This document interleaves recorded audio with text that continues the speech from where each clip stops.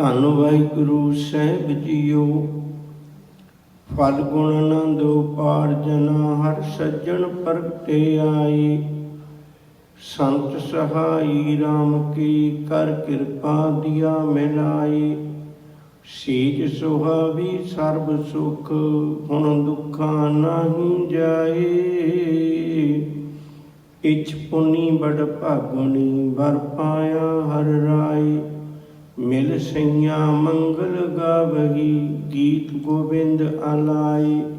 ਹਰ ਜਿਹਾ ਅਵਰ ਨਾ ਦਿਸਈ, ਕੋਈ ਦੂਜਾ ਲਵੈ ਨ ਲਾਈ। ਹਾਲਤ ਪਾਲਤ ਸਵਾਰਿਆਂ ਨੂੰ, ਨਿਹਚਲ ਤੀਨ ਜਾਈ। ਸੰਸਾਰ ਸਾਗਰ ਤੇ ਰੱਖਿਆਂ ਨੂੰ, ਪੌੜ ਨਾ ਜਨਮੈ ਧਾਈ। ਜਿਹਵਾ ਏਕ ਅਨੇਕ ਗੁਣ, ਤਰੇ ਨਾਨਕ ਚਰਣੀ ਪਾਈ। ਫਲ ਗੁਣ ਨਿਤ ਸਲਾਹੀਐ, ਜਿਸਨੂੰ ਤਿਲ ਨਾ ਥਮਾਈ। ਫਲ ਗੁਣ ਨਿਤ ਸਲਾਹੀਐ, ਜਿਸਨੂੰ ਤਿਲ ਨਾ ਥਮਾਈ। ਵਾਹਿਗੁਰੂ ਜੀ ਕਾ ਖਾਲਸਾ, ਵਾਹਿਗੁਰੂ ਜੀ ਕੀ ਫਤਿਹ। ਗੁਰੂ ਗ੍ਰੰਥ ਸਾਹਿਬ ਜੀ ਦੇ ਅਕੀਦੇ ਜਾਂ ਗੁਰੂ ਨਾਨਕ ਸਾਹਿਬ ਜੀ ਦੀ ਵਿਚਾਰਧਾਰਾ ਦੇ ਅਨੁਸਾਰ ਰੱਬ ਕਿਸੇ ਆਕਾਰ ਵਿੱਚ ਨਹੀਂ ਹੈ, ਰੱਬ ਵਿਚਾਰ ਵਿੱਚ ਹੈ। ਸਤਿਗੁਰੂ ਜੀ ਨੇ ਰੱਬ ਦੇ ਜਦੋਂ ਸਰੂਪ ਨੂੰ ਸਮਝਾਇਆ ਤਾਂ ਰੱਬੀ ਗੁਣਾਂ ਦਾ ਜ਼ਿਕਰ ਕੀਤਾ ਹੈ। ਰੱਬ ਵਿੱਚ ਇਹ ਗੁਣ ਨੇ। ਤੇ ਜਦੋਂ ਮਨੁੱਖ ਨੂੰ ਰੱਬ ਨਾਲ ਜੁੜਨ ਦੀ ਪ੍ਰੇਰਨਾ ਦਿੱਤੀ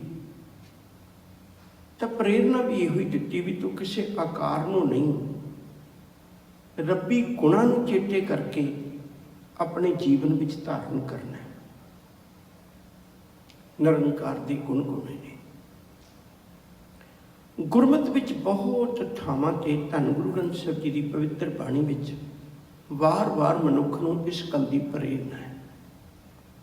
ਅੰਮ੍ਰਿਤ ਬਚਨ ਪੜ੍ਹਦੇ ਹੋ, ਗੁਣ ਨਿਧਾਨ ਗੁਣ ਤਿਨ ਹੀ ਗਾਏ। ਜਾਂ ਕੋ ਕਿਰਪਾ ਧਾਰੀ, ਸੋ ਸੁਖੀਆ ਧਨ ਉਸ ਜਨਮਾ। ਨਾਨਕ ਤਿਸ ਬਲਿਹਾਰੀ। ਜਾਂ ਅੰਮ੍ਰਿਤ ਬਚਨ ਹੈ, ਤੇਰੇ ਗੁਣ ਬਹੁਤੇ ਮੈਂ ਏਕ ਨਾ ਜਾਣਿਆ। ਮੈਂ ਮੂਰਖ ਕਿਛ ਤੀਜੈ, ਪ੍ਰਣਵਤ ਨਾਨਕ ਸੁਣ ਮੇਰੇ ਸਹਿਬਾ। ਡੁੱਬਦਾ ਪੱਥਰ ਵਿੱਚ ਤੇਰੇ ਗੁਣ ਬਹੁਤ ਜ਼ਿਆਦਾ ਨੇ। ਜਿਹਵਾ ਏਕ ਅਨੇਕ ਗੁਣ, ਤਰੇ ਨਾਨਕ ਚਰਣੀ ਪਾਈ। ਇਸ ਮੁਬਾਰਕ ਬਚਨ ਵਿੱਚ ਵੀ ਅੱਜ ਗੱਲ ਹੋਣੀ।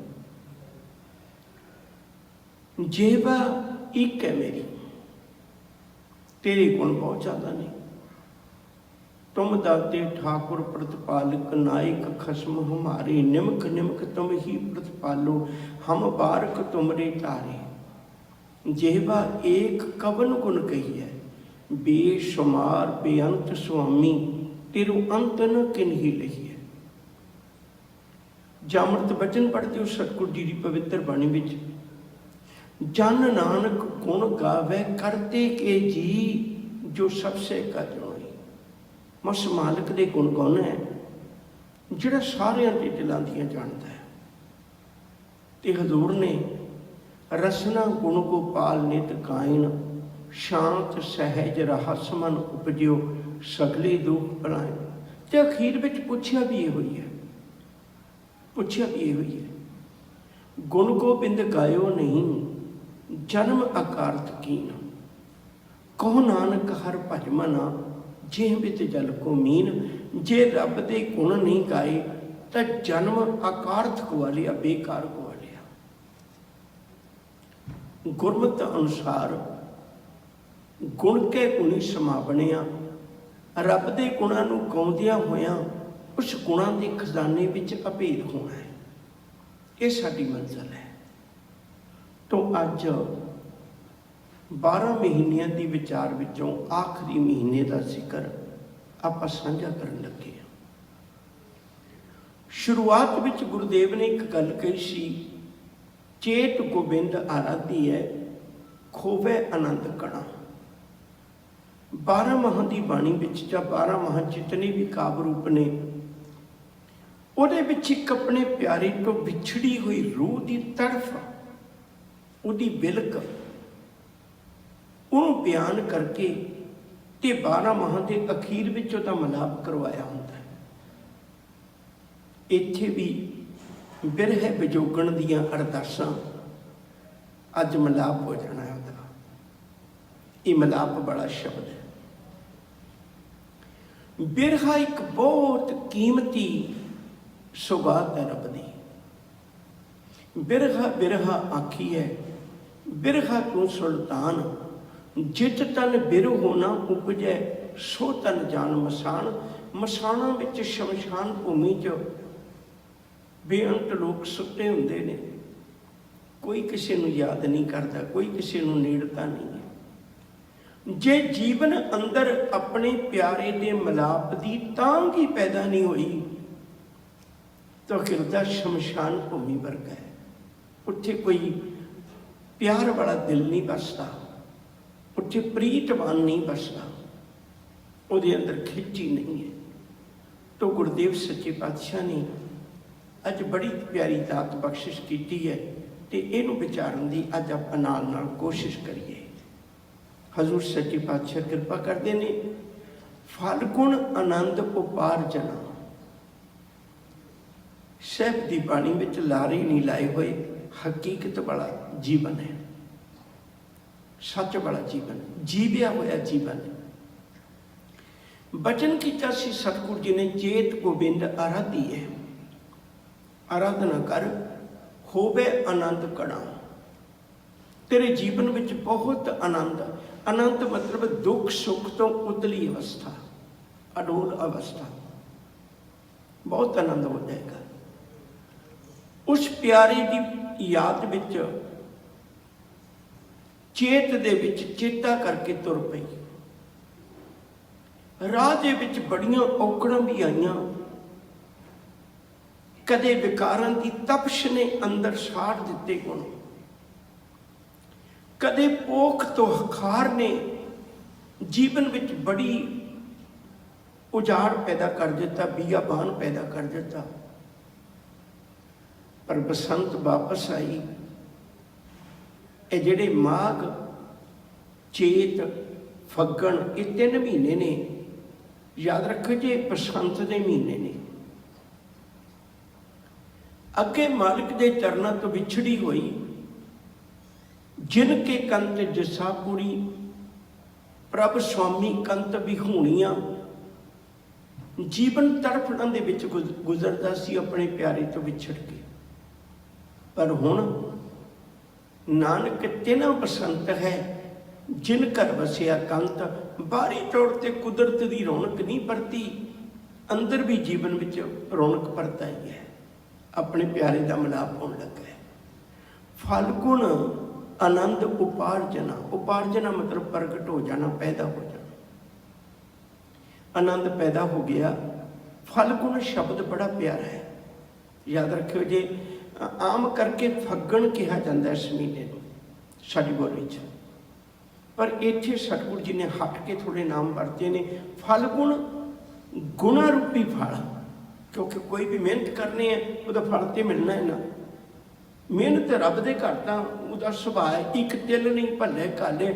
ਉਹ ਇੱਕ ਤਿਲ ਮਾਤਰ ਵੀ ਕਿਸੇ ਦੀ ਕੀਤੀ ਹੋਈ ਕਮਾਈ ਨੂੰ ਅਜਾਈ ਨਹੀਂ ਜਾਣ ਦਿੰਦਾ, ਉਹ ਤੇ ਮੁੱਲ ਦਿੰਦਾ। ਹੁਣ ਜਿਹੜੀ ਜੀਵ ਇਸਤਰੀ ਨੇ ਲੋਚਾ ਲੈ ਕੇ ਪ੍ਰਭੂ ਦੇ ਮਿਲਾਪ ਦੀ ਉਹ ਤੁਰੀ ਸੀ, ਉਹਨੇ ਚੇਤ ਗੋਬਿੰਦ ਆਰਾਧਿਆ ਕੀਤਾ ਸੀ, ਉਹਨੇ ਸੰਤ ਜਨਾਂ ਮਿਲ ਪਾਈਏ ਰਸਨਾ ਨਾਮ ਭਣਾ ਕੀਤਾ ਸੀ, ਤੇ ਉਹਨੂੰ ਅੱਜ ਫਲ ਲੱਗਿਆ। ਫਲ ਕਿਵੇਂ ਲੱਗਿਆ? ਫਲ ਗੁਣ, ਗੁਣਾ ਰੂਪੀ ਫਲ ਪ੍ਰਾਪਤ ਹੋਇਆ। ਸਾਨੂੰ ਕੀ ਮਿਲਣਾ? ਗੁਣਾ ਰੂਪੀ ਫਲ। ਮੈਂ ਪਿੱਛੇ ਵੀ ਬੇਨਤੀ ਕੀਤੀ ਸੀ, ਗੁਣ ਜਿਹੜਾ ਬੜੀ ਕੀਮਤੀ ਦਾਤ ਹੈ, ਇਹ ਆਪਣੇ ਆਪ ਨੂੰ ਵੀ ਸਵਾਰਦਾ ਤੇ ਦੁਨੀਆ ਦੇ ਕੰਮ ਵੀ ਆਉਂਦਾ ਹੈ। ਗੁਣ ਆਪਣੇ ਆਪ ਨੂੰ ਵੀ ਸਵਾਰਦਾ, ਦੁਨੀਆ ਦੇ ਕੰਮ ਵੀ ਆਉਂਦਾ। ਫਲ ਗੁਣ ਆਨੰਦ ਉਪਾਰਜਨਾ, हर सज्जन प्रगटे आए। मेरा सज्जन मेरे अंदरों ही प्रगट हो गया। रब कोई दूर थोड़ा सी, मेरा मिलाप ही नहीं सी, मैनू पता ही नहीं सी उहदे नाल किवें मिलना है। मालिक ने कृपा कर दी, बख्शिश कर दी। दो उदाहरण दे के फिर अगे तुरांगे। हुण याद रखियो, अजकल तो विरसा गुआच गया। जदों पिंडां दे विच खूह पुट्टिया करते सी उदों की हुंदा सी, धरती विच पानी तां है, जिहड़ी मेरे अते पानी के दरमियान मिट्टी वो वट्टे वो पत्थर पे हुए हैं, उन्होंने कढ़ के बाहर सुट्टना, पानी का मिलाप हो जाना। पानी तो है, साडे अंदर ही रब वसदा है। मेरी अते रब के दरमियान जिहड़ी दूरी पई हुई है, गुरु की कृपा नाल बस उन्होंने बाहर कढ़ना, बाकी च रब ही बच जाना है अंदर। उसका जिक्र बहुत बारी आप पढ़ने, जब हम होते तब तू नहीं, अब तू ही मैं नहीं, जिहड़ी मैं नूं कढ़ना है, बस उस तो बाद अंदर रब दा ही ते वस है, निरंकार दा ही ते वस है।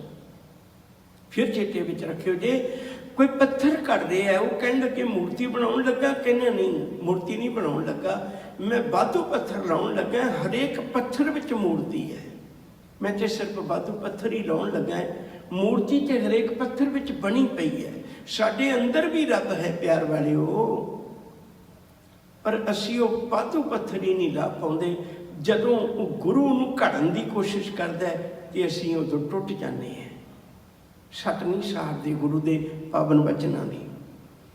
हजूर जी कृपा करते ने, फलगुण आनंद उपार्जना, हर सज्जन प्रगटे आए, सज्जन प्रगट हो गया। साजनड़ा मेरा साजनड़ा, निकट खलोएड़ा मेरा साजनड़ा, कौ नानक गुर बिन नहीं सूझै, हर साजन सब के निकट खड़ा है। तो निकट ही है साडे, पर सानू दिसदा नहीं है।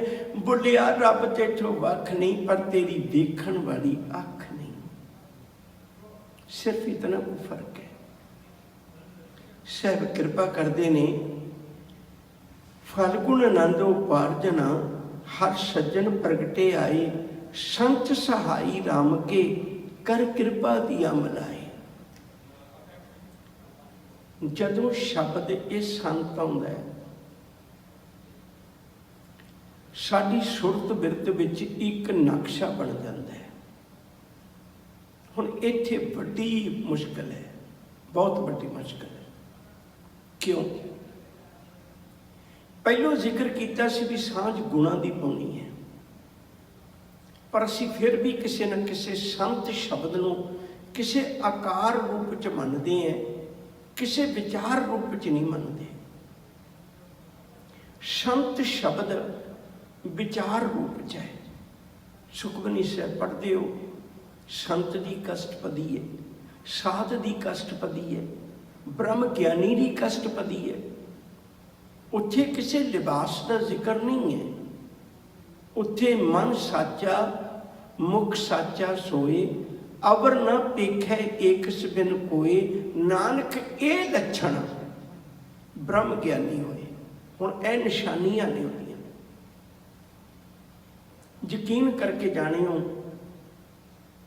असीं अपनी कौम विच जां अपने जहन विच एक शक्ल बना के रख लईए भई इहो जिहा संत हुंदा है। गुरबाणी ने गल बिरती दी कीती है, लिबास की नहीं कीती। लिबास की नहीं कीती भी इस खास लिबास वाले बंदे ही धर्मी हो सकते हैं, बिल्कुल नहीं। उन्होंने गल बिरती दी कीती है। मैं कुछ उदाहरण देनियां चाहुंदा, फिर इस गल वल तुरांगे। याद रखियो जे, बहुत बारी जिक्र आउंदा है बाबा लहणा जी भाई जोध कोलों कुरबानी सुन के गुरु चरना चाहे सी। भाई जोध विच विचोला नहीं, बाबा लहणा ते गुरु नानक साहब एक मिक हो गए। गुरु अमरदास जी अपनी ही नूंह दे कोलों, बीबी अमरो जी कोलों शब्द सुन के आए सी। हालांकि वह नूंह सी, पर मुड़ के उहदे नाल नहीं कोई वास्ता, मुड़ के गुरु अंगद साहब नाल वास्ता है। अणगिणत गल्लां ने इहो जिहियां साडे जीवन विच। एक मैं गाथा कहे कहांगा, ਉਹਦੇ ਵਿੱਚੋਂ ਲੱਭਣ ਦੀ ਕੋਸ਼ਿਸ਼ ਕਰੇ ਰਿਹਾ। ਬੜੀਆਂ ਐਸੀਆਂ ਉਦਾਹਰਨਾਂ ਨੇ। ਭਾਈ ਬਿਧੀ ਚੰਦ ਗੁਰੂ ਦੇ ਸਿੱਖ ਕੋਲੋਂ ਸਿੱਖਿਆ ਸੁਣ ਕੇ ਆਇਆ ਸੀ। ਭਾਈ ਕਨ੍ਹਈਆ ਜੀ, ਭਾਈ ਨਨੂਆ ਜੀ ਕੋਲੋਂ ਉਹ ਸੁਣ ਕੇ ਆਏ ਸੀ ਗੁਰੂ ਦੀ ਮਹਿਮਾ, ਜਿਨ੍ਹਾਂ ਨੇ ਗੁਰੂ ਤੇਗ ਬਹਾਦਰ ਸਾਹਿਬ ਜੀ ਦਾ ਸੀਸ ਲਿਆਂਦਾ ਸੀ। ਬੜੀਆਂ ਐਸੀਆਂ ਕਥਾਵਾਂ ਨੇ ਜਿਹੜੀਆਂ ਕਿਸੇ ਸਿੱਖ ਦੀ ਪ੍ਰੇਰਨਾ ਦੇ ਨਾਲ, ਪ੍ਰੋਫੈਸਰ ਪੂਰਨ ਸਿੰਘ ਕੁਰਾਹੇ ਪੈ ਗਿਆ ਸੀ, ਭਾਈ ਵੀਰ ਸਿੰਘ ਦੇ ਬੋਲਾਂ ਨਾਲ ਉਹਨੂੰ ਵਾਪਸ ਪਰਤ ਆਏ। ਬੜੀਆਂ ਐਸੀਆਂ ਗੱਲਾਂ ਨੇ। ਇੱਕ ਵਪਾਰੀ, ਬਹੁਤ ਵੱਡਾ ਵਪਾਰੀ ਹੈ, ਕਿਸੇ ਦੂਜੇ ਦੇਸ਼ ਵਿੱਚ ਆਪਣੇ ਵਪਾਰ ਦੇ ਮਸਲੇ ਵਿੱਚ ਗਿਆ। ਉੱਥੋਂ ਦੀਆਂ ਰੋਹ ਰੀਤਾਂ ਨੂੰ ਨਹੀਂ ਮੰਨਿਆ, ਗੁਰੂ ਦੀ ਵਿਚਾਰ ਅਨੁਸਾਰ ਜੀਵਨ ਗੁਜ਼ਾਰਦੇ ਹਾਂ। ਉਸ ਰਾਜੇ ਨੂੰ ਲੱਗਿਆ ਸਾਡੇ ਕਾਨੂੰਨ ਤੋੜਿਆ, ਉਹਨੇ ਪਕੜ ਕੇ ਕੈਦੀ ਕਰ ਦਿੱਤਾ, ਕੈਦ ਵਿੱਚ ਪਿਆ। ਬਹੁਤ ਅਮੀਰ ਵਪਾਰੀ ਹੈ, ਪਰ ਕੈਦ ਵਿੱਚ ਬੈਠਾ ਗੁਰੂ ਨਾਨਕ ਸਾਹਿਬ ਦੀ ਬਾਣੀ ਗਾ ਰਿਹਾ। ਉਹ ਬੋਲ ਰਾਜੇ ਦੇ ਕੰਨੀ ਪਏ। ਸਵੇਰੇ ਉੱਠਿਆ ਰਾਜਾ, ਦਰਬਾਰ ਸਜਿਆ। ਸਭ ਤੋਂ ਪਹਿਲਾਂ ਉਸ ਵਪਾਰੀ ਨੂੰ ਬੁਲਾਇਆ। ਉਹਨੂੰ ਕਹਿਣ ਲੱਗੇ, ਭਲਿਆ ਮੈਨੂੰ ਇੱਕ ਗੱਲ ਦੱਸ, ਇਸ ਗੱਲ 'ਚ ਤਾਂ ਕੋਈ ਸ਼ੱਕ ਹੀ ਨਹੀਂ, ਜਿਹਦਾ ਵਪਾਰ ਦੂਜੇ ਦੇਸ਼ਾਂ ਵਿੱਚ ਚੱਲਦਾ ਉਹ ਕਿੱਡਾ ਕੁ ਅਮੀਰ ਹੋਏਗਾ। ਕੋਈ ਦੋਰਾਮਾ ਨਹੀਂ। ਅਮੀਰ ਦੇ ਜ਼ਿੰਦਗੀ ਵਿੱਚ ਬੜੀਆਂ ਸੁੱਖ ਸਹੂਲਤਾਂ ਹੁੰਦੀਆਂ ਨੇ। ਇਤਨੀਆਂ ਸੁੱਖ ਸਹੂਲਤਾਂ ਭੋਗਣ ਵਾਲੇ ਆ, ਤੂੰ ਆਪਣੇ ਜੀਵਨ ਵਿੱਚ ਜੇਲ੍ਹ ਵਿੱਚ ਵੀ ਏਡਾ ਸੁਖੀ ਕਿਉਂ ਨਜ਼ਰ ਆਇਆ? ਉਹਨੇ ਆਖਿਆ ਸੀ, ਜਿਹੜਾ ਸੁੱਖ ਮੈਨੂੰ ਗੁਰੂ ਨੇ ਦਿੱਤਾ ਹੈ ਨਾ, ਉਹ ਕੱਲੀਆਂ ਸੁੱਖ ਸਹੂਲਤਾਂ ਵਿੱਚ ਨਹੀਂ, ਉਹ ਜਿੱਥੇ ਵੀ ਮੈਂ ਜਾਵਾਂ ਉੱਥੇ ਹੀ ਸੁੱਖ। ਹੁਣ ਉਸ ਰਾਜੇ ਦੇ ਕੋਲ ਬਹੁਤ ਕੁਛ ਹੈ। ਯਾਦ ਰੱਖਿਓ, ਜੇ ਗਰੀਬ ਆਪਣੇ ਘਰਾਂ 'ਚ ਬਹੁਤੇ ਪਰਦੇ ਕਿਉਂ ਨਹੀਂ ਲਾਉਂਦਾ? ਕਿਉਂਕਿ ਉਹਨੂੰ ਡਰ ਹੀ ਕੋਈ ਨਹੀਂ ਹੁੰਦਾ। ਅਮੀਰ ਨੂੰ ਡਰ ਹੁੰਦਾ ਹੈ ਵੀ ਮੇਰੇ ਘਰ 'ਚ ਇੰਨੀਆਂ ਸੁੱਖ ਸਹੂਲਤਾਂ ਨੇ ਪਰ ਸੁਖੀ ਮੈਂ ਨਹੀਂ ਹੈ। ਫਿਰ ਪਰਦੇ ਪਾਉਂਦਾ ਹੈ, ਫਿਰ ਬਹੁਤ ਪਰਦੇ ਪਾਉਂਦਾ ਹੈ। ਗਰੀਬਾਂ ਨੂੰ ਬਹੁਤੇ ਪਰਦੇ ਪਾਉਣ ਦੀ ਲੋੜ ਨਹੀਂ ਹੁੰਦੀ। ਹੈ ਵੀ ਕੁਛ ਨਹੀਂ ਤੇ ਸੁੱਖ ਨਾ ਵੀ ਹੋਇਆ, ਉਹ ਲਾਮਾ ਵੀ ਕੋਈ ਨਹੀਂ ਨਾ। ਹੁਣ ਜਿਹਦੇ ਕੋਲ ਸਭ ਕੁਝ ਹੋਵੇ ਪਰ ਸੁੱਖ ਨਾ ਹੋਵੇ, ਉਹ ਤੇ ਬੜੀ ਦੁਖਦਾਈ ਗੱਲ ਹੈ ਨਾ। ਤੇ ਉਹਨੇ ਉਸ ਵੇਲੇ ਕਿਹਾ ਵੀ ਮੈਂ ਰਾਜਾ ਹੈ ਭਰਾਵਾ, ਪਰ ਮੇਰੇ ਕੋਲ ਇਹ ਜੇ ਸੁੱਖ ਇੱਕ ਦਿਨ ਵੀ ਨਹੀਂ। ਤੂੰ ਜੇਲ੍ਹ ਖਾਨੇ 'ਚ ਜਿਹੋ ਜਿਹੀ ਰਾਤ ਕੱਟੀ, ਮੈਂ ਮਹੱਲਾਂ ਵਿੱਚ ਵੀ ਉਹੋ ਜਿਹੀ ਰਾਤ ਨਹੀਂ ਕਦੇ ਕੱਟੀ। ਮੈਨੂੰ ਦੱਸ ਕੀ ਕਹਾਣੀ ਹੈ? ਉਹ ਕਹਿਣ ਲੱਗੇ, ਗੁਰੂ ਨਾਨਕ ਸਾਹਿਬ ਕਹਿੰਦੇ ਮੈਂ ਮਿਲਣਾ ਚਾਹੁੰਦਾ। ਕਹਿਣ ਲੱਗੇ ਉਡੀਕ ਕਰ। ਉਹਨੇ ਉਡੀਕ ਕੀਤੀ। ਲੋਕ ਨਕਲੀ ਗੁਰੂ ਨਾਨਕ ਬਣ ਕੇ ਜਾਣ ਲੱਗ ਪਏ। ਉਹਨੇ ਕੁਝ ਬੱਚੀਆਂ ਭੇਜੀਆਂ ਨੱਚਣ ਵਾਸਤੇ। ਜਿਹੜੇ ਅਖੌਤੀ ਧਰਮੀ ਸੀ, ਉਹਨਾਂ ਬੱਚੀਆਂ ਦਾ ਨਾਚ ਵੇਖ ਕੇ ਡੋਲ ਜਾਂਦੇ ਨੇ। ਇੱਕ ਦਿਨ ਗੁਰੂ ਨਾਨਕ ਸਾਹਿਬ ਗਏ ਤੇ ਜਦੋਂ ਬੱਚੀਆਂ ਨੱਚਣ ਲੱਗੀਆਂ, ਗੁਰੂ ਨਾਨਕ ਸਾਹਿਬ ਨੇ ਆਵਾਜ਼ ਮਾਰ ਲਈ, ਧੀਏ ਬਾਪੂ ਦੇ ਸਾਹਮਣੇ ਇਸ ਤਰ੍ਹਾਂ ਨਹੀਂ ਕਰੀਦਾ, ਬੈਠੋ ਮੇਰੇ ਕੋਲ। ਜੀਵਨ ਆਪਣਾ ਵੀ ਬਰਬਾਦ ਕਰਦੀਆਂ, ਦੂਜਿਆਂ ਦਾ ਵੀ ਬਰਬਾਦ ਕਰਦੀਆਂ। ਜੀਵਨ ਆਪਣਾ ਵੀ ਸਵਾਰੋ, ਦੂਜਿਆਂ ਦਾ ਵੀ ਸਵਾਰੋ। ਅੱਖਾਂ 'ਚੋਂ ਅੱਥਰੂ ਵਹਿ ਤੁਰੇ। ਦੁਹਾਈ ਪਾ ਦਿੱਤੀ ਸ਼ਿਵਨਾਬ ਰਾਜੇ ਦੇ ਜਾ ਕੇ। ਉਸ ਵਿਹੜੇ ਵਿੱਚ ਕਹਿਣ ਲੱਗੀ, ਰਾਜਨ, ਜਿਹੜੇ ਭਾਈ ਮਨਸੁਖ ਦੇ ਕੋਲੋਂ ਤੋਂ ਗੁਰੂ ਨਾਨਕ ਦੀਆਂ ਗੱਲਾਂ ਸੁਣੀਆਂ ਸੀ ਵਪਾਰੀ ਦੀਆਂ, ਉਹ ਆ ਗਿਆ ਹੈ। ਕਹਿਣ ਲੱਗੇ, ਕੀ ਨਿਸ਼ਾਨੀ? ਕਹਿਣ ਲੱਗੇ, ਅੱਗੇ ਤਾਂ ਜਿਤਨੇ ਵੀ ਆਏ ਉਹਨਾਂ ਨੇ ਘੜੀ ਪਲ ਸਾਨੂੰ ਵੇਖਿਆ, ਡੋਲ ਗਏ। ਉਹ ਵਿਕਾਰਾਂ ਵਿੱਚ ਡੋਲ ਗਏ। ਜਿਹੜਾ ਅੱਜ ਆਇਆ ਉਹਨੇ ਆਪ ਤਾਂ ਕੀ ਡੋਲਣਾ ਸੀ, ਸਾਨੂੰ ਵੀ ਡੋਲਦਿਆਂ ਨੂੰ ਰੱਖ ਲਿਆ। ਧੀਏ ਸ਼ਬਦ ਕਿਹਾ, ਸਾਡੇ ਸਿਰ ਦੇ 'ਚ ਠੰਡ ਪਾ ਦਿੱਤੀ। ਉਹ ਜਿਹਾ ਕਿਰਦਾਰ ਕਿਸੇ ਦਾ ਨਹੀਂ ਹੋ ਸਕਦਾ। ਜਾ ਕੇ ਮਿਲ ਲੈ। सच करके जाने हो, संत सहाई राम के। गुरसिख कोई भी हो सकता है। कर कृपा दिया मिलाए, जिन्हें मैनू मालिक ना मिला दिता। सेज सुहावी सर्व सुख हुण दुखा नहीं जाए। हिरदे रूपी सेज सुखां दी शंगारी गई। दुखा की कोई थां ही नहीं रहेगी। ਜੀਵਨ ਵਿੱਚ ਭਟਕਣਾ ਹੀ ਮੁੱਕ ਗਈ। ਦੁੱਖ ਹੀ ਉਨਾ ਚਿਰ ਸੀ ਜਿੰਨਾ ਚਿਰ ਵਿਛੋੜਾ ਸੀ। ਦੁੱਖ ਤਦੇ ਜਾਂ ਵਿਛੜ ਜਾਵੇ। ਇੱਛ ਪੁੰਨੀ ਵਡ ਭਾਗਣੀ ਵਰ ਪਾਇਆ ਹਰ ਰਾਏ। ਵੱਡਿਆਂ ਭਾਗਾਂ ਵਾਲੀ ਜੀ ਇੱਛਾ ਪੂਰੀ ਹੋ ਗਈ, ਮਲਾਪ ਦੀ ਇੱਛਾ ਪੂਰੀ ਹੋ ਗਈ। ਵਰ ਪਾਇਆ ਹਰ ਰਾਏ, ਉਹਨਾਂ ਨੇ ਹਰੀ ਰਾਏ ਪਰਮੇਸ਼ਰ ਨਿਰੰਕਾਰ ਵਾਹਿਗੁਰੂ ਜੀ ਨੂੰ ਪ੍ਰਾਪਤ ਕਰ ਲਿਆ। ਮਿਲ ਸਈਆਂ ਮੰਗਲ ਗਾਵਹੀ ਗੀਤ ਗੋਬਿੰਦ ਅਲਾਏ। ਇਹ ਬਹੁਤ ਵਾਰੀ ਜ਼ਿਕਰ ਤੁਹਾਡੇ ਚਰਨਾਂ ਵਿੱਚ ਕਰ ਬੈਠਾ ਹੋਇਆ, ਦੁਹਰਾ ਦਿਆਂ। ਜਦੋਂ ਵੀ ਕਦੇ ਮਨੁੱਖ ਖੁਸ਼ ਹੁੰਦਾ ਦੋ ਚੀਜ਼ਾਂ ਦਾ ਸਹਾਰਾ ਲੈਂਦਾ, ਇੱਕ ਮਿਊਜ਼ਿਕ ਦਾ, ਇੱਕ ਲਾਈਟ ਦਾ। ਹਾਲਾਂਕਿ ਘਰ 'ਚ ਲੋੜੀਂਦੀਆਂ ਲਾਈਟਾਂ ਸਾਰਿਆਂ ਨੇ ਲਾਈਆਂ ਹੁੰਦੀਆਂ ਨੇ, ਪਰ ਜਿਸ ਦਿਨ ਬੱਚਾ ਬੱਚੀ ਦਾ ਵਿਆਹ ਹੈ ਉਸ ਦਿਨ ਕਹਿੰਦੇ ਬਾਹਰ ਲਾਈਟਾਂ ਲਾਓ। ਗੁਰਪੁਰਬਾਂ ਨੂੰ ਲਾਉਂਦੇ ਆਪਾਂ, ਮਿਊਜ਼ਿਕ ਦਾ ਸਹਾਰਾ ਲੈਂਦੇ ਹਾਂ। ਜਿਹਦੀ ਬਿਰਤੀ ਮੈਲੀ ਹੋਏਗੀ ਉਹ ਵਿਕਾਰਾਂ ਦੇ ਗੀਤ ਗਵਾ ਲੈਂਦਾ ਹੈ, ਜਿਹਦੀ ਬਿਰਤੀ ਚੰਗੀ ਹੋਏਗੀ ਉਹ ਕੀਰਤਨ ਕਰਵਾ ਲੇਗਾ। ਮਿਊਜ਼ਿਕ ਦਾ ਸਹਾਰਾ ਜ਼ਰੂਰ ਲੈਂਦਾ ਮਨੁੱਖ। ਹੁਣ ਤੇ ਬਦਕਿਸਮਤੀ ਹੈ, ਸੁਰ ਗਵਾਚ ਗਿਆ, ਸ਼ੋਰ ਰਹਿ ਗਿਆ। ਹੁਣ ਅੱਜ ਕੋਈ ਗੀਤ ਨਹੀਂ ਹੈ। ਅਖਰੀ ਗਿਆਨ ਗੀਤ ਗੁਣ ਗਾ। ਗੁਰੂ ਨੇ ਸਾਨੂੰ ਗਿਆਨ ਵਾਲੇ ਗੀਤ ਗਾਉਣ ਦਾ ਜ਼ਿਕਰ ਕੀਤਾ ਹੋਇਆ ਹੈ। ਗਾ ਗੀਤ, ਸੁਣ ਗੀਤ। ਸਰਬਣ ਗੋਬਿੰਦ ਗੁਣ ਸੁਣੋ ਅਰ ਗਾਓ ਰਸਨਾ ਗੀਤ। ਪਰ ਉਹ ਸੁਰ ਵਾਲੇ ਗੀਤ ਛੱਡ ਕੇ ਅਸੀਂ ਦੇਵਤਿਆਂ ਵਾਲੇ ਗੀਤ ਛੱਡ ਕੇ ਸ਼ੋਰ ਹੈ ਅੱਜ ਕੱਲ੍ਹ ਦਾ ਬਸ। ਤੋ ਹਜ਼ੂਰ ਕਿਰਪਾ ਕਰਦੇ ਨੇ, ਮਿਲ ਸਈਆਂ ਮੰਗਲ ਗਾਵਹੀ, ਖੁਸ਼ੀ ਦੇ ਗੀਤ ਗਾ ਰਹੀਆਂ ਨੇ। ਗੀਤ ਗੋਬਿੰਦ ਅਲਾਏ ਹਰ ਜਿਹਾ ਅਵਰ ਨਾ ਜਿਸਈ, ਕੋਈ ਦੂਜਾ ਲਵੇ ਨਾ ਲਾਏ। ਹੁਣ ਰੱਬ ਵਰਗਾ, ਨਿਰੰਕਾਰ ਵਰਗਾ ਹੋਰ ਕੋਈ ਹੈ ਹੀ ਨਹੀਂ। ਦੂਜਾ ਲਵੇ ਨਾ ਲਾਏ ਦਾ ਅਰਥ ਹੈ ਉਹਦੀ ਬਰਾਬਰਤਾ ਕਰਨ ਵਾਲਾ ਦੂਜਾ ਹੈ ਹੀ ਕੋਈ ਨਹੀਂ। ਨਿਰੰਕਾਰ ਵਰਗਾ ਹੋਰ ਕੋਈ ਹੈ ਹੀ ਨਹੀਂ, ਪਰਮੇਸ਼ਰ ਵਰਗਾ ਹੋਰ ਕੋਈ ਹੈ ਹੀ ਨਹੀਂ। ਫਿਰ ਕਿਸ ਗੱਲ ਦੀ ਭਟਕਣਾ। ਹਾਲਤ ਪਲਤ ਸਵਾਰਿਓਂ ਨਿਹਚਲ ਦਿੱਤੀਆਂ ਜਾਏ। ਹਾਲਤ ਇੱਥੇ ਤੇ ਉੱਥੇ, ਆਉਣ ਵਾਲੇ ਸਮੇਂ 'ਚ ਵੀ, ਚੱਲ ਰਹੇ ਸਮੇਂ 'ਚ ਵੀ ਮਾਲਕ ਨੇ ਜ਼ਿੰਦਗੀ ਸਵਾਰ ਦਿੱਤੀ, ਹਾਲਤ ਪਲਤ ਨੂੰ ਸਵਾਰ ਦਿੱਤਾ ਹੈ।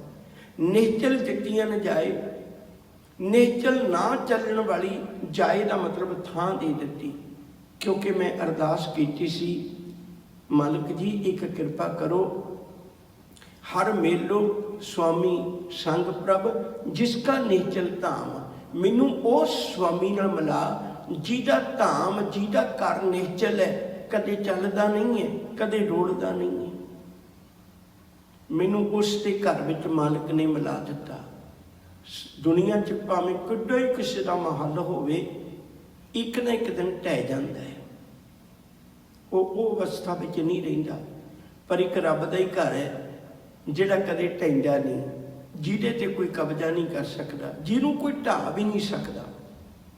ਹਜ਼ੂਰ ਕਿਰਪਾ ਕਰਦੇ ਨੇ, ਹਲਤ ਪਲਤ ਸਵਾਰੀਆਂ ਨਿਹਚਲ ਦਿੱਤੀਆਂ ਜਾਏ। ਸੰਸਾਰ ਸਾਗਰ ਤੇ ਰੱਖਿਆ ਬਹੁੜ ਨਾ ਜਨਮੇ ਤਾਏ। ਤਾਏ ਦਾ ਮਤਲਬ ਭਟਕਣਾ। ਜੀਵਨ ਦੀ ਭਟਕਣਾ ਹੀ ਮੁੱਕ ਗਈ। ਉਸ ਜੀਵਨ ਵਿੱਚ ਭਟਕਣਾ ਹੀ ਮੁੱਕ ਗਈ ਜਦੋਂ ਮਾਲਕ ਨੇ ਆਪਣੇ ਚਰਨਾਂ ਵਿੱਚ ਜੋੜਿਆ, ਸੰਸਾਰ ਸਾਗਰ ਤੇ ਰੱਖ ਲਿਆ। ਜਿਹਵਾ ਏਕ ਅਨੇਕ ਗੁਣ। ਮੇਰੀ ਤਾਂ ਜ਼ੁਬਾਨੀ ਕਹਿ, ਉਹਦੇ ਗੁਣ ਬਹੁਤ ਜ਼ਿਆਦਾ ਨੇ। ਤਰੇ ਨਾਨਕ ਚਰਨੀ ਪਾਏ। ਇੱਕੋ ਇੱਕ ਸਾਧਨ ਹੈ ਵੀ ਉਹਦੇ ਚਰਨਾਂ ਵਿੱਚ, ਉਹਦੇ ਉਪਦੇਸ਼ ਨਾਲ ਜੀਵਨ ਦੀ ਸਾਂਝ ਪਾ ਲਈਏ, ਸਾਡੇ ਜੀਵਨ ਦੀ ਬੇੜੀ ਵੀ ਪਾਰ ਹੋ ਜਾਏਗੀ। ਫਲ ਗੁਣ ਨਿਤ ਸਲਾਹੀ ਹੈ ਜਿਸ ਨੂੰ ਤਿਲ ਨਾ ਤਮਾਏ। ਫੱਗਣ ਦੇ ਮਹੀਨੇ ਵਿੱਚ ਉਹਨੂੰ ਸਲਾਹੁਣਾ ਚਾਹੀਦਾ ਜਿਹਨੂੰ ਆਪਣੀ ਸਿਫਤ ਸਲਾਹ ਕਰਵਾਉਣ ਦਾ ਇੱਕ ਰਤੀ ਮਾਤਰ ਵੀ ਚਾਅ ਨਹੀਂ ਹੈ।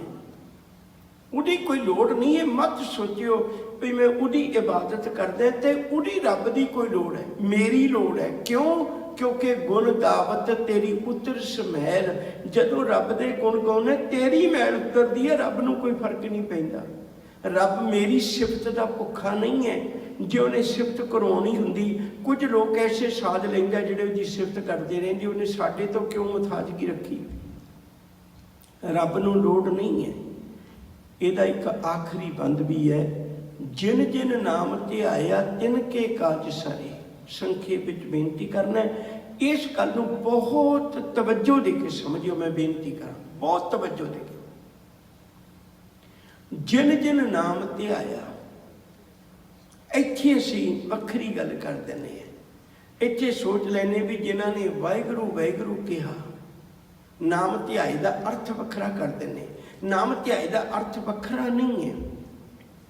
भावें वाहिगुरू कहना भी मुबारक, बहुत वधिया गल है, पर इत्थे गुण गाउण दा जिक्र है। जिन्हें इस तरह का जीवन गुजारिया, जिन जिन नाम ध्याया, जिन्हां ने 12 महीने के दसे अनुसार जीवन गुजारिया, वो नाम ध्याया। वाहिगुरू कहना सौखा है, उस तरह जीवन गुजारना औखा है। वो वाला नाम एक उदाहरण देने आ।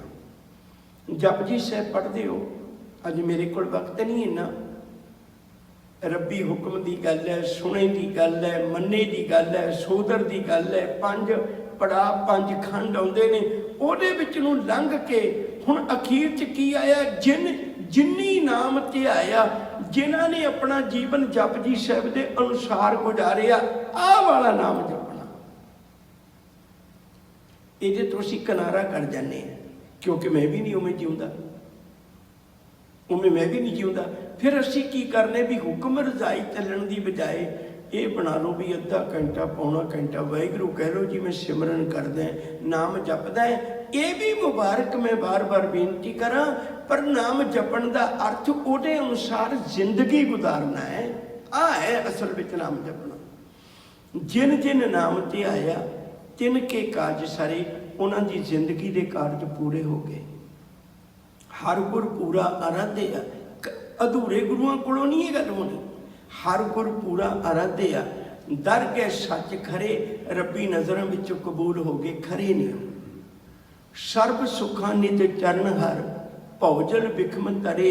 उन्होंने सारे सुख प्राप्त हो गए, वो भवजल तो तर गए। प्रेम भगत तिन पाइया, बिखिया नहीं चरे।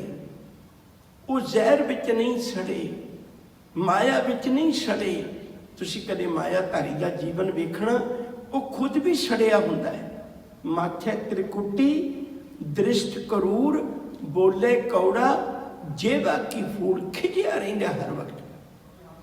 पर कहंदी उन्होंने विख्या हो ना सकई, उन्होंने ये जहर नहीं उहदे जीवन विच असर करदी।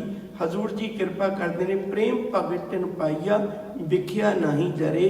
कूड़ गए, जीवन विचों कूड़ निकल गया। दुबदा नसी दो भांति, मैं करा ना करा, ये भी खत्म हो गए। कूड़ गए दुबदा नसी, पूर्ण सच भरे, पूरा सच जीवन विच पैदा हो गया। पार ब्रह्म प्रभ सेम दे, मन अंदर एक धरे। वो रब की इबादत करते हैं, उन्होंने एक रब नूं अपने अंदर टिका लिया। महान दिवस मूर्त भले, जिसको नदर करे, उहदे लई कोई दिन चंगा माड़ा नहीं। सारे मुबारक ने, सारे मुहूर्त चंगे ने। नानक मंगे दर्शदान, किरपा करो हरे। मैं तेरे को दर्शनां दा दान मंगदा दातिया, मेरे ते रहमत कर। गुरु कृपा करे, असी गुरु दर्शाई विचार अनुसार अपना जीवन गुजार सकीए। होइयां भुल्लां नूं खिमा बख्शिश करनी। प्यार नाल आखो वाहिगुरू जी का खालसा, वाहिगुरू जी की फतेह।